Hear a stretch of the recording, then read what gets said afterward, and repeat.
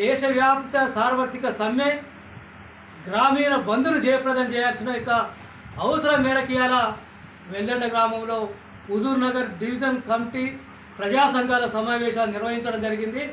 ప్రధానంగా ఇవాళ సంఘటిత అసంఘటిత రంగంలో ఇవాళ కార్మికులు ఎదుర్కొంటున్న సమస్యలు ఇవాళ వాళ్ళు భయంకరంగా ఉన్నాయి.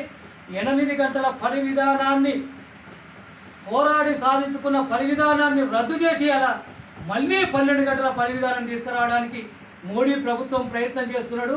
సుప్రీంకోర్టు గతంలోనే సమాన పనికి సమాన వేతనం ఇవ్వాలన్నా కూడా ఇవాళ ఇచ్చే పరిస్థితులు లేదు. ఇవాళ మొత్తం ఉద్యోగాలు కూడా కాంట్రాక్టీకరణ పేరుతో ఇవాళ చేస్తున్న పరిస్థితి ఉంది. కాంట్రాక్టర్ విధానమే రద్దు కావాలని డిమాండ్ చేస్తూ అనేక డిమాండ్లతోటి 20వ తారీఖు నాడు సార్వత్రిక సమ్మె జరుగుతుంది. అందులో భాగంగానే సంయుక్త కిసాన్ మోర్చా అంటే ఎస్కేఎం జాతీయ కమిటీ కూడా గ్రామీణ ప్రాంతాల్లో రైతాంగం ఎదుర్కొంటున్న సమస్యలు, కూలీలు ఎదుర్కొంటున్న సమస్యలు వాటిని కూడా పరిష్కరించాలి. సుదీర్ఘ కాలం పాటు రైతులు మద్దతు ధరల చట్టం చేయమని కోరితే ఎక్కడ కూడా చేసే పరిస్థితులు లేదు. ఫలితంగా రైతు ఇలా వ్యవసాయ రంగాన్ని వదులుకునే పరిస్థితికి వచ్చాది. వ్యవసాయ రంగాన్ని సంక్షోభంలోకి రావడానికి ప్రధాన కారణం పాలకులు తప్ప మరొకటి కాదు. అందుకే రైతుల యొక్క కష్టాలు కూడా ఉన్నతీతి ఉన్నాయి. వాళ్ళకి గిట్టుబాటు ధర లేదు, ఇలా లోన్లు వచ్చే పరిస్థితి లేదు, రుణమాఫీ అయ్యే పరిస్థితి లేదు.